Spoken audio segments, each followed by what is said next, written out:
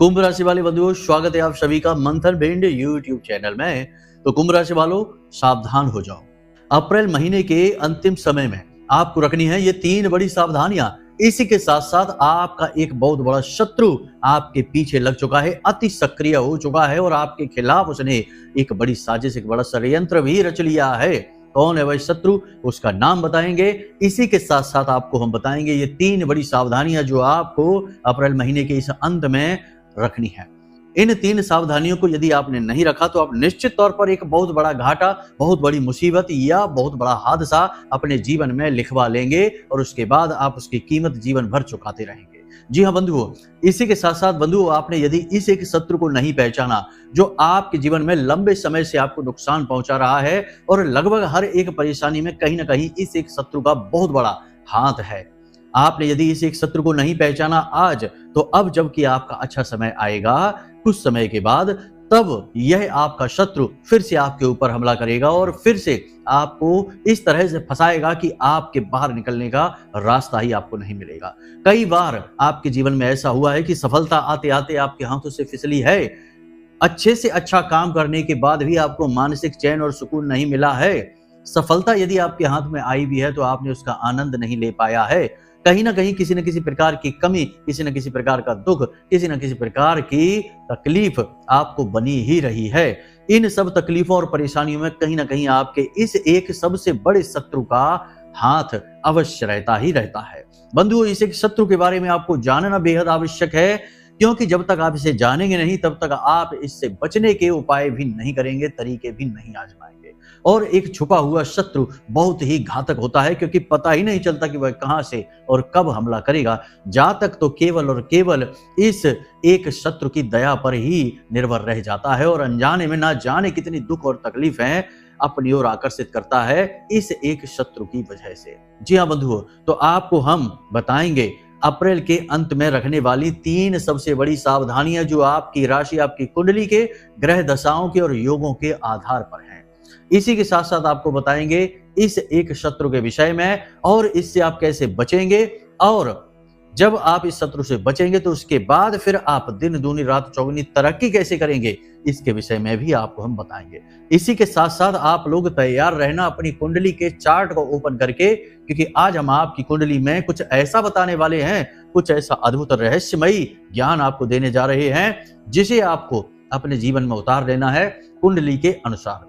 जब वह ज्ञान आपकी कुंडली के अनुसार होगा तो आप पर वह सबसे ज्यादा असर करेगा। जो भी उपाय और क्रियाएं हम आपको बताएंगे वो आपके ऊपर सबसे ज्यादा प्रभावशाली होंगी, क्योंकि आपकी कुंडली के अनुसार निकल कर आएंगे। वैसे तो हम बहुत उपाय बताते ही रहते हैं, अपने अलग अलग कार्यक्रमों में कई तरीके के उपाय बताते हैं, बहुत सारे लोगों को उससे लाभ होता है, लेकिन कुछ लोग ऐसे भी होते हैं जिन्हें उन उपायों से लाभ नहीं होता है। तो वे लोग कहते हैं कि गुरुजी हमारे ऊपर तो ये क्रिया प्रभाव ही नहीं डाल रही है। तो हमने सोचा कि अब क्यों ना हम ऐसा करें कि आपकी कुंडली के अनुसार, आपकी ग्रह दशाओं के अनुसार ही आपको उपाय दे दिया करें। जैसे कि हमने आपको गुरु को मजबूत करने का एक उपाय दिया था, इस उपाय से हमारे पास सैकड़ों ऐसे फोन आए हैं जिसमें उन्होंने कहा कि गुरुजी आपने जो ये बृहस्पति को, गुरु को मजबूत करने वाला उपाय बताया, ये तो बहुत ही अच्छा उपाय है। मतलब कि घर में कई जगह से खुशियां आ रही हैं, कभी शुभ कार्यक्रम हो रहे हैं, कभी धन का आगमन हो रहा है, कभी किसी की नौकरी लगने की खबर हो रही है, कभी किसी का विवाह तय हो गया है, यानी कि शुभ कार्य घर में होने शुरू हो गए हैं। बहुत अच्छा लग रहा है, क्योंकि ये उपाय हमने आपकी कुंडली के अनुसार करवाया था। आपकी कुंडली के अनुसार जहां बृहस्पति की स्थिति है वहीं उसी स्थिति में हमने यह उपाय कराया था, तो उसका लाभ भी आपको सीधे तौर पर मिल गया। ठीक वैसे ही हम आज आपको एक उपाय, एक क्रिया ऐसी बताने जा रहे हैं जिसे आपको अपनी कुंडली के अनुसार करना होगा और आपको उसका सीधा लाभ कुछ ही दिनों में दिखाई देना शुरू हो जाएगा। क्योंकि भाई जैसी बीमारी है आपकी वैसा ही आपको उपाय मिल गया, तो फिर क्यों नहीं इलाज के बाद आपकी तबीयत सही होगी। बिल्कुल वैसा ही है। तो बस कहने का मतलब यह है कि आज का यह कार्यक्रम बेहद ज्ञानवर्धक है, आपके जीवन में बहुत महत्वपूर्ण रोल निभाने वाला है, क्योंकि अब तक इस तरीके के कार्यक्रम किसी ने भी नहीं बनाए हैं। लोग छोटी छोटी ज्ञान की बातें भी बताने के लिए मूल्य तय कर लेते हैं, पैसे मांगते हैं, लेकिन हम आपको शुद्ध रूप में ज्ञान देने की कोशिश कर रहे हैं महामाई की कृपा और आशीर्वाद से। और हम चाहते हैं कि हर एक प्रयास से, हर एक तरह से आपको किसी भी प्रकार से लाभ प्राप्त हो जाए, आपके जीवन में खुशियां आ जाएं, आपके जीवन में सुख आ जाए, बस यही हमारा प्रयास है। तो इसी प्रयास में हम आपको तरह तरह का महत्वपूर्ण और श्रेष्ठतम ज्ञान लाकर देते रहते हैं। कुछ लोग हमें फोन करते हैं, कहते हैं गुरुजी हमारे पास पैसे नहीं है, तो क्या आप हमारी कुंडली फ्री में नहीं देख सकते हैं? तो हम उनसे कहते हैं हम क्यों नहीं देखेंगे आपकी कुंडली फ्री में?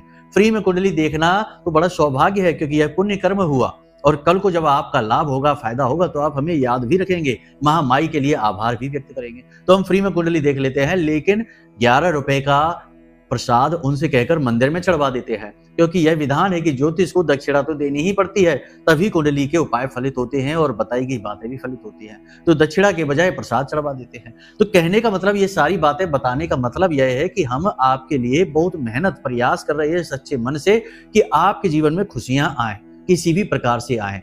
अब ये सारी बातें बताते हुए हम ये नहीं चाहते कि हम अपनी तारीफ या अपनी बात बता रहे हैं, हम तो केवल ये कहना चाहते हैं कि आप हम जो बातें बताते हैं उनमें पूरा भाव रखें, उस ज्ञान को जीवन में उतारें, और उसके बाद जब वो ज्ञान आप पूरे भाव के साथ अपने जीवन में उतारेंगे तो उसके लाभ चमत्कार होते हुए आप स्वयं अपने जीवन में देखेंगे। ये बातें बहुत ही वास्तविक है, बहुत से लोगों पर ये बातें सिद्ध हो जाती हैं। अब आपकी बारी है, ठीक है? तो इस कार्यक्रम को आपको अंत तक देखना है, पहला काम तो ये। दूसरा काम ये कि अपनी कुंडली निकाल कर रख लेना है, क्योंकि आज हम आपकी कुंडली में भी आपको कुछ विशेष बताएंगे। और तीसरा यह है कि हम आपको बताएंगे एक ऐसा महाशक्तिशाली उपाय जिससे आपके जीवन में जो परेशानी है, यानी आपका जो शत्रु है, वह शत्रु शांत हो जाएगा और आपके जीवन में बाधाएं हट जाएंगी। इसी शत्रु की वजह से बाधाएं आ रही हैं, ठीक है? तो बस आपको कार्यक्रम अंत तक देखना है, महत्वपूर्ण कार्यक्रम है। चलिए महामाई को याद करते हुए आज के इस कार्यक्रम को शुरू करते हैं। कमेंट बॉक्स में पूरे प्रेम से, भाव से लिख डालिए, जय मां भद्रकाली, कृपा करो। महामाई निश्चित तौर पर आपके ऊपर कृपा करेंगी, हमें पूर्ण विश्वास है। यदि भाव मन में गहरा है तो लिख डालना कि मैं भी माई के परिवार का हिस्सा हूं। तो महामाई के परिवार का हिस्सा बनना तो बड़ा सौभाग्य की बात है, और ये कार्यक्रम माई के धाम से ही तो प्रसारित हो रहा है। तो ऐसे में यह अवसर खुद चलकर आपके पास आ गया है, तो इसे न गंवाना है, यह बिल्कुल मुफ्त है। लिख डालिए मैं भी माई के परिवार का हिस्सा हूं। चलिए बंधु, अब अपने मूल विषय को शुरू करते हैं। प्यारे मित्रों, हमारे अत्यंत प्रिय और परम पूज्य अमिताचार्य जी के पास मां बगलामुखी और मां भद्रकाली की साधनाओं का वर्षों का अनुभव है, और माता रानी की इनके ऊपर पूर्ण कृपा और सिद्धि है। आचार्य जी ने अपने सटीक कुंडली विश्लेषण और श्रेष्ठतम उपायों के माध्यम से हजारों लोगों के जीवन को खुशियों से भरा है। आचार्य जी का कुंडली विश्लेषण और उपाय करवाने का तरीका इतना अद्भुत है कि जीवन के हर एक दुख और कष्ट का कारण जड़ से ही समाप्त हो जाता है। फिर समस्या चाहे जैसी भी हो, कर्जा बहुत बढ़ गया हो, व्यापार चल नहीं रहा हो, बीमारियों में आप बर्बाद हो चुके हो, रिश्तों में प्रेम समाप्त हो चुका हो, या फिर नौकरी ही ना मिल रही हो, विवाह में देरी होती हो, कैसी भी समस्या हो, इन समस्याओं का कारण क्या है, कौन सी महादशा परेशान कर रही है, कौन सा दोष लगा हुआ है, सब कुछ आचार्य जी इतना सटीक बताते हैं कि वर्षों वर्ष के दुख कुछ ही दिनों में समाप्त हो जाते हैं। अगर आपके जीवन में भी कोई ऐसी संकट की घड़ी है तो यही सही समय है जब आप पूज्य आचार्य जी के हाथों से अपनी कुंडली का विश्लेषण करवाएं और वर्षों से चल रहे दुखों और संकटों के इस चक्र से बाहर निकल जाए। प्यारे मित्रों, अभी वीडियो में दिए गए नंबरों पर फोन करिए और अपनी कुंडली का श्रेष्ठतम आकलन करवा डालिए। जिंदगी बदलने का ये सबसे बड़ा मौका हाथ से मत जाने दीजिएगा। जय माई की, महामाई आपका कल्याण करे। सबसे पहले बताते हैं आपको रखी जाने वाली 3 सावधानियों के विषय में। ये 3 सावधानियां आपको इस अप्रैल महीने के अंतिम समय में जरूर रखनी ही रखनी है। देखिए, समय और काल बदलता रहता है, ग्रहों की पोजीशन स्थिति लगातार बदलती रहती है। ग्रह तो चलायमान है, स्थिर तो है नहीं।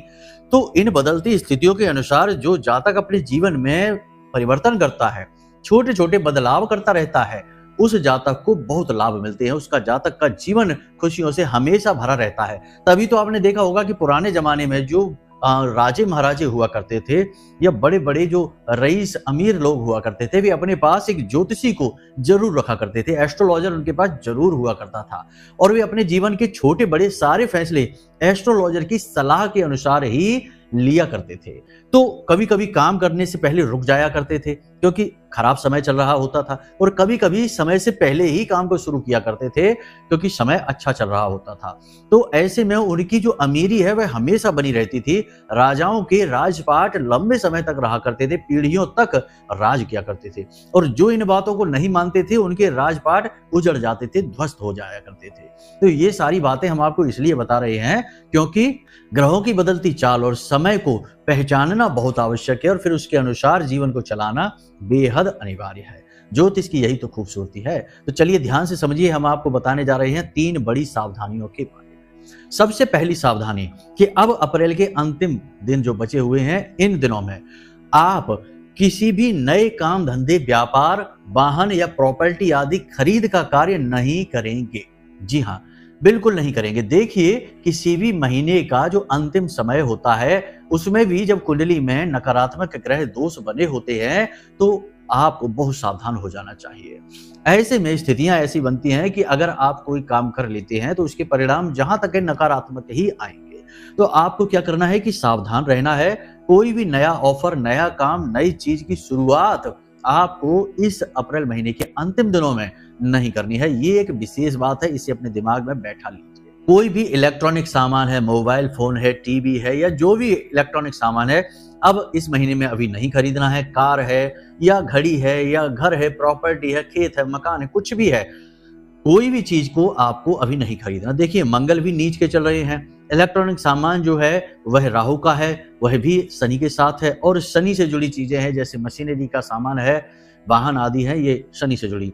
तो आपको ये सारी चीजें नहीं खरीदनी है क्योंकि इनमें आपको कहीं ना कहीं हानि, नुकसान हो ही जाएगा। तो यहाँ से आपको सावधान रहना है। दूसरी सावधानी आपको क्या करनी है, अपनी सेहत का विशेष ख्याल रखना है। खतरा मंडरा रहा है आपकी सेहत में। अप्रैल महीने के अंत में जो भी इंसान अपनी सेहत का ख्याल नहीं रखेगा, आपकी राशि के जातकों की बात कर रहे हैं, और यदि उनके शरीर में पहले से ही कोई रोग है, कोई समस्या है, तो वह बहुत तेजी से बढ़ने वाली है, विकराल रूप लेने वाली है, आपको हॉस्पिटल तक पहुंचा देगी। जी हाँ बंधुओं, बहुत सारे लोगों को जैसे ब्लड प्रेशर की समस्या है, शुगर की समस्या है, या जैसे छोटी मोटी कोई बीमारी बनी रहती है शरीर में, टाइफाइड वगैरह, हल्का बुखार वगैरह है, तो वह अब तेजी से बढ़ने वाली है, और आपको दवा लेनी पड़ेगी, डॉक्टर की सलाह लेनी पड़ेगी, और आपकी ऊर्जा, समय और पैसा खराब होगा। सेहत का विशेष ख्याल आपको रखना है। हाँ, अप्रैल के अंत में आपको यात्राओं पर भी जाना पड़ सकता है। ये यात्रा आपको फलित नहीं होगी, आपको नुकसान पहुंचाएगी। बशर्ते धार्मिक यात्रा होगी तब तो ठीक है, लेकिन किसी भी अन्य प्रकार की यात्रा पर आप जाएंगे, आपको स्वास्थ्य को लेकर नुकसान होगा, परेशानी होगी। धार्मिक यात्रा में भी स्वास्थ्य तो आपको खराब होगा ही होगा, लेकिन आपका पुण्य कर्म बढ़ेगा तो वो एक तरफ से आपको लाभ ही दे रहा है। तो यहाँ पर आपको स्वास्थ्य को लेकर बहुत सावधान रहना है, फिजूल की यात्राएं नहीं करनी है, खान पान पर विशेष ध्यान देना है, योग, प्राणायाम और सुबह की सैर पर विशेष ध्यान देना है, सूर्योदय से पहले जागना है, यह बेहद आवश्यक है।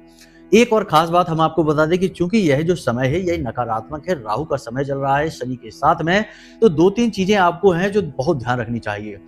पुराने मैले कुचैले कपड़े नहीं पहनने हैं। एक दिन पहना हुआ कपड़ा दूसरे दिन नहीं पहनना है, उसे धोकर ही पहनना है। और जो आप कपड़े अपने धोएं तो उन कपड़ों के पानी में थोड़ा सा नमक अवश्य मिलवा दें, यानी नमक मिले हुए पानी से आप कपड़ों को धोएं। ठीक है, ये बहुत जरूरी है।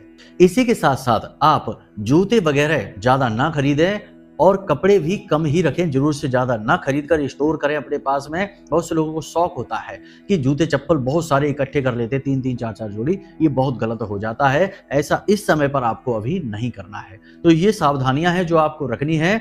अब अंतिम सावधानी की बात करते हैं। किसी को भी, जी हाँ, आज हम इस कार्यक्रम को बना रहे हैं और आपको हम बताते हैं कि अगले 3 दिनों के अंदर अंदर ही आपके जीवन में खर्चा आने वाला है। पैसे का खर्चा, अचानक आने वाला खर्चा 3 से 5 दिनों में आपके जीवन में आने वाला है, और ये अचानक से आने वाला खर्चा आपकी जेब खाली करा देगा, जेब ढीली करा देगा। आप खूब कोशिश करेंगे पैसा बचाने की, बचा नहीं पाएंगे, पैसा खर्चा होगा ही होगा। तो इस खर्चे के लिए आपको पैसा बचाकर भी तो रखना होगा। अगर आज आपने अपना पैसा किसी को दे दिया, किसी की मदद करने के लिए अपना बजट उठाकर किसी और को पकड़ा दिया, तो कल जब आपको जरूरत पड़ेगी तब आपको पैसा कौन देगा? तो कहने का मतलब यहाँ पर यह है कि कोई आपसे पैसा मांगने आए, उधार मांगने आए, लेने के लिए आए, इस समय आपको पैसा नहीं देना है। आने वाले समय में आपके पास खर्चा आ रहा है, खर्चे के लिए आपको पैसे बचाकर रखने हैं। ठीक है, ये 3 बड़ी सावधानियां हैं, हमने आपको बता दी हैं। नया काम शुरू नहीं करना है, स्वास्थ्य का ख्याल रखना है और पैसे को दबा कर रखना है, ये बहुत जरूरी है। बस ये 3 सावधानियां रखनी है और हमने आपको बता दी है, ये भविष्यवाणियां अगले 3 से 5 दिनों में आपके जीवन में घटित होने जा रही है।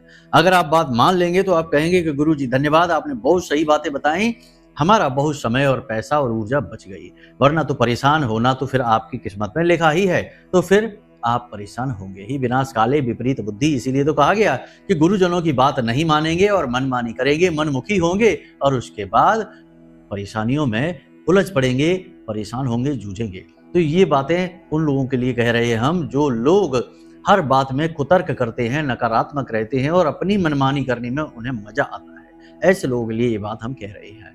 अब हम आपको बताते हैं आपके जीवन के सबसे बड़े शत्रु के विषय में। आपके जीवन का सबसे बड़ा शत्रु कौन हो सकता है? खुद विचार करके देखिए।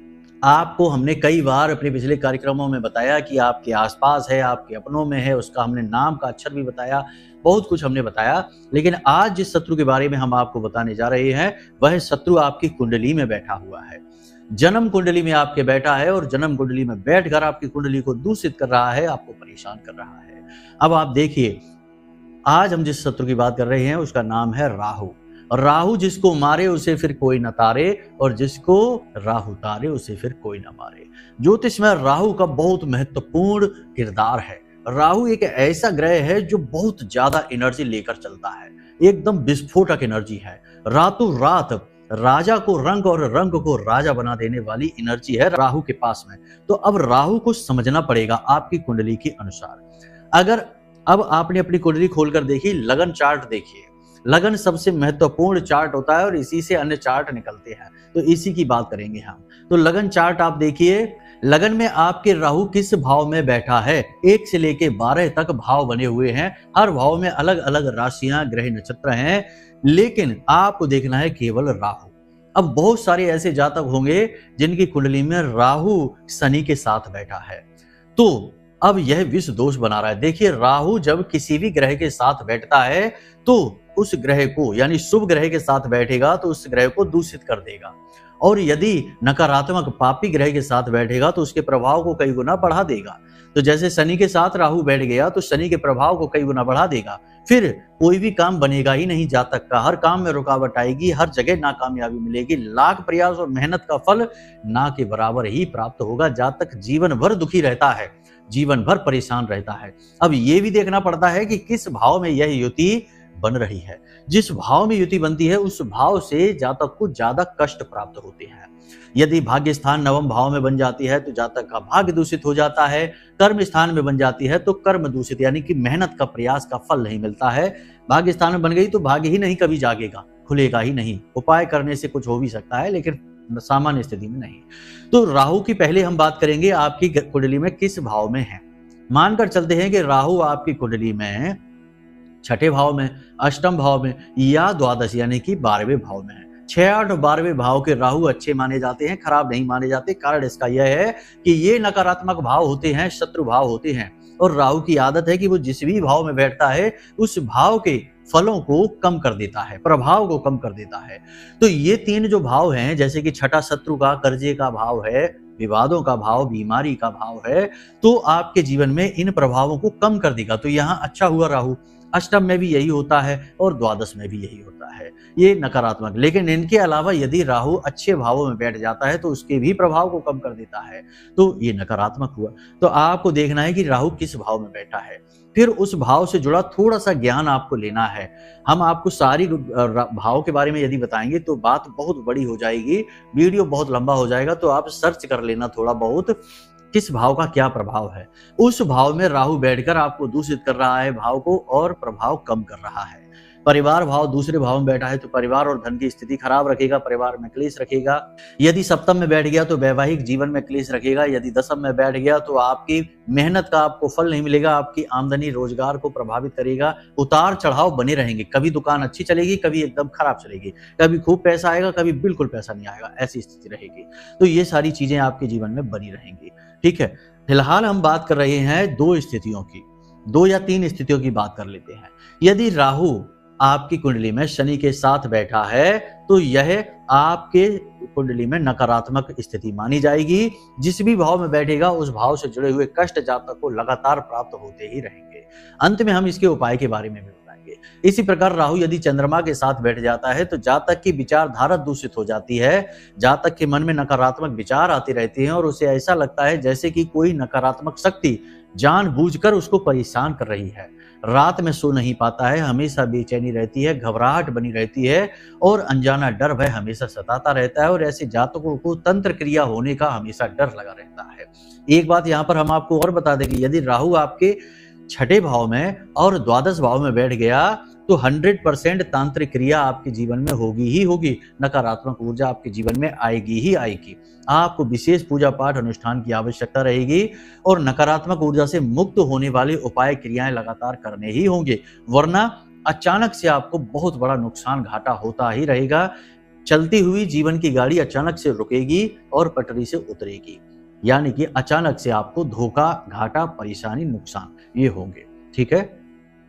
इसी प्रकार यदि राहु बैठ जाता है गुरु के साथ तो यह बच्चों के मन को खराब कर देता है, पारिवारिक संकट लेकर आता है, दाम्पत्य सुख समाप्त कर देता है और कभी कभी तो बे औलाद ही बना देता है। औलाद के सुखों को समाप्त कर देता है, पारिवारिक सुख को समाप्त कर देता है, घर में धन लक्ष्मी को आने नहीं देता है। इसी प्रकार राहु यदि मंगल के साथ बैठ जाता है तो यह दाम्पत्य सुख को सीधे तौर पर प्रभावित करता है और जातक को किसी कीमत पर भी दाम्पत्य सुख लेने नहीं देता है और धनहीन बनाकर रखता है। ठीक है। तो यहाँ पर अलग अलग हमने बता दिए। आप अपनी कुंडली देखिए और समझने की कोशिश करिए, प्रयास करिए कि राहु आपके कुंडली में किस ग्रह के साथ बैठा हुआ है। जिस भी ग्रह के साथ बैठा है उस ग्रह के प्रभाव को वह दूषित कर रहा है। ठीक है। यहां तक आपने समझ लिया। अब अलग अलग लोगों की कुंडली में अलग अलग भाव, अलग अलग स्थिति में राहु बैठे हैं। तो अब यहाँ पर दो बातें हम करेंगे राहु के उपाय के तौर पर। यदि राहु किसी ग्रह के साथ युति में बैठा है तो उसका उपाय थोड़ा अलग होगा और यदि राहु अकेला बैठा है तो उसका उपाय थोड़ा अलग होगा। कैसे करना है यह उपाय ध्यान से समझिए। मान लेते हैं कि राहु चंद्रमा के साथ बैठ गया है। ठीक है। तो चंद्रमा के साथ बैठे राहु का उपाय चंद्रमा के साथ ही किया जाएगा। तो आपको इसके लिए क्या करना है ध्यान से समझिए कि सोमवार के दिन आपको अपनी बाईं हथेली पर थोड़ा सा यानी कि लगभग 7 बूंदें गोमूत्र लेना है। थोड़े से एक चुटकी काले तिल लेने हैं और इन गोमूत्र और तिल को अपनी मध्यमा उंगली से, ठीक है, मध्यमा उंगली से मिलाना है। इस तरह से मिलाना है और मन ही मन आपको मंत्र बोलना है। राहु का बीज मंत्र है ओम रांग राहवे नमः। ओम रांग राहवे नमः। और इसी के साथ साथ ये ओम रांग राहवे नमः यह मंत्र आपको 7 बार बोलना है। इसी के साथ साथ इसे मिक्स करते करते आपको चंद्रमा का मंत्र बोलना है, ये भी 7 बार बोलना है। ओम सोम सोमाय नमः। ओम सोम सोमाय नमः। इस तरीके से आपको 7 बार ये बोलना है और फिर ये तिल, गोमूत्र मिले हुए तिल आपको पीपल के वृक्ष के नीचे डाल देना है। इस उपाय को आपको सोमवार को सोमवार करना है। आप देखेंगे कि बहुत ही अधिक लाभ आपको मिलेगा। राहु की वजह से आपको मानसिक शांति मिलेगी। इस उपाय को आप चाहें तो सोमवार से लेकर अगले सोमवार तक 7 दिन तक लगातार भी कर सकते हैं यदि आपके पास समय है तो इसका लाभ बहुत ही जल्दी मिलता है। तुरंत आपको मानसिक शांति और धन का लाभ होना शुरू हो जाता है, वरना आप इसे सोमवार के सोमवार तो अवश्य किया ही करें। इसी प्रकार यदि राहु आपके गुरु के साथ बैठ जाते हैं या फिर मंगल के साथ बैठ जाते हैं तो उपाय की प्रक्रिया बिल्कुल यही रहेगी कि आपको काले तिल गोमूत्र के साथ मिलाने हैं और ओम रांग राहवे नमः 7 बार बोलना है। उसके बाद यदि गुरु में बैठे हैं तो ओम ग्राम ग्रीम ग्रौम सह गुरुवे नमः 7 बार इस मंत्र को बोलना है और उंगली से इसे मिलाते रहना है। और इसी प्रकार मंगल के साथ यदि बैठे हैं तो ओम अंग अंगारकाय नमः इस प्रकार आपको बोलना है। तो ये ग्रहों के बीज मंत्र होते हैं। तो उस ग्रह के साथ, जिसके साथ राहु बैठा है, उस ग्रह का मंत्र 7 बार और 7 बार राहु का मंत्र बोलकर ये बीज आपको, ये जो तिल है, आपको ले जाकर पीपल के वृक्ष के नीचे जड़ में डाल देना है। बस इस उपाय को करना है। और जिस भी ग्रह के साथ बैठे हैं, जैसे कि मंगल के साथ राहु बैठे हैं, तो मंगलवार से ये उपाय शुरू करना है और अगले मंगलवार तक चलेगा। ठीक है। गुरु के साथ बैठे हैं तो गुरुवार से शुरू करना है, बुध के साथ बैठे हैं तो बुधवार से शुरू करना है। दिन के हिसाब से आप इसे देख लेना। ये उपाय आप करिए, 7 दिन के अंदर अंदर रिजल्ट आपको मिलेंगे 100% गारंटी से। आपको जिस भी फील्ड में रुकावटें, परेशानियां आ रही हैं राहु की वजह से, वे समाप्त हो जाएंगे। जी हाँ, तो बस हमने आपको बता दिया कि यही है आपका सबसे बड़ा शत्रु। देखिए, बाहर से आने वाले शत्रु तो कभी आपका कुछ बिगाड़ ही नहीं पाएंगे, क्योंकि आप सक्षम हैं, बुद्धिमान हैं, ज्ञानवान हैं। लेकिन ये छुपे हुए शत्रु आपको हमेशा पीड़ित करेंगे, क्योंकि आप इनसे अनभिज्ञ हैं, अनजान हैं। तो बस इस उपाय को करिए, इस शत्रु से आपको छुटकारा मिल जाएगा। और लगातार आदत में ऐसे गुण अपने जीवन में लेकर आइए जो राहु के नकारात्मक गुणों से मिलते ना हो, यानी कि मिलते ना हो, उनसे दूर हो। जैसे कि शराब पीना है, वेश्यावृत्ति, सट्टेबाजी, नकारात्मक कार्य करना, मांसाहार, ये राक्षसी गुण हैं। राहु एक राक्षस ग्रह है। अगर इन गुणों को आप लेकर आएंगे अपने जीवन में तो राहु निगेटिवली एक्टिव होगा, आपको दुष्परिणाम देगा। लेकिन इसकी जगह पर यदि आप पूजा पाठ, धर्म कर्म, दान का कार्य, मंत्रों का उच्चारण करते हैं, हनुमान चालीसा वगैरह पढ़ते हैं, चालीसा पढ़ते हैं, स्तुति करते हैं, मंदिर जाते हैं, तो राहु आपका एक्टिव होगा, लेकिन पॉजिटिवली एक्टिव होगा और आपको इस क्षेत्र में बहुत आगे बढ़ाएगा, धर्म कर्म के क्षेत्र में, और जीवन में सुख शांति, पैसा लेकर आएगा। याद रखना, राहु सहचर्य से फल देने वाला ग्रह है। राहु का अपना कोई प्रभाव नहीं है, वह तो एक बूस्टर है जो एनर्जी को कई गुना बढ़ा कर देता है। तो जिस प्रकार की एनर्जी आप जीवन में लेकर आएंगे, राहु उसी प्रकार के फल देना शुरू कर देगा। तो उम्मीद है कि सारी बातें आपको यहाँ तक समझ में आ गई हैं। अब आप इन बातों को अपने जीवन में उतारिए और अपने समय और जीवन को सुंदर बनाइए खुद अपने हाथों से, क्योंकि करना तो सब आपको ही है, बताना काम गुरु का है। गुरु का मतलब होता है जो अंधकार से प्रकाश की ओर ले जाए, मार्गदर्शन करे। लेकिन मार्गदर्शन के बाद फिर मार्ग पर चलना तो आपका ही कार्य है, तो आपको चलना होगा। इसीलिए आपसे हम बार बार ये कहते हैं कि आपको सारी चीजें समझकर जीवन में उतारनी भी पड़ेंगी, तभी आपको जीवन में कुछ परिणाम दिखेंगे। खाली सुन लेने से काम नहीं होता है। तो चलिए बंधु, आज के इस कार्यक्रम को यहीं विराम देते हैं। यदि मन में कोई प्रश्न उठे, कुछ पूछना है, तो आप हमने जो नंबर दे दिए हैं वीडियो में, इन नंबरों पर फोन करिए, सारी जानकारी ले लीजिए। यदि कुंडली विश्लेषण कराना है तब भी इन्हीं नंबरों पर फोन करिए। हम स्वयं आपकी कुंडली का विश्लेषण करके आपके गुण दोष कुंडली के हैं जो सारे स्पष्ट करके बता देंगे, सटीक उपाय दे देंगे, आपका उद्धार हो जाएगा, ग्रहों से आ रही पीड़ा समाप्त हो जाएगी और माई की कृपा और आशीर्वाद भी आप तक पहुंच जाएंगे। तो चलिए बंधु, आज के इस कार्यक्रम को यहीं विराम देते हैं। हमेशा हंसते रहिए, मुस्कुराते रहिए, सकारात्मक रहिए, महामाई पर अपनी आस्था और विश्वास बनाकर रखिए, क्योंकि आपका उद्धार तो वहीं से होना है। तो प्रेम से बोलिए जय माई की। महामाई आपका कल्याण करें। धन्यवाद। हमारे प्रिय और परम पूज्य आचार्य जी ने अपनी साधनाओं के अनुभवों पर आधारित शक्तिशाली उपाय और क्रियाओं के माध्यम से हजारों लोगों के जीवन को पूरी तरह से बदला है। आचार्य जी के द्वारा बताया गया हर एक उपाय इतना सटीक और कारगर होता है कि जो भी इसे पूरे भाव के साथ कर लेता है, उसे साक्षात महामाई की कृपा और आशीर्वाद प्राप्त हो जाती है। इसलिए निसंकोच इन उपायों को पूरे भाव के साथ करिए, आपका कल्याण होगा। जय माई की।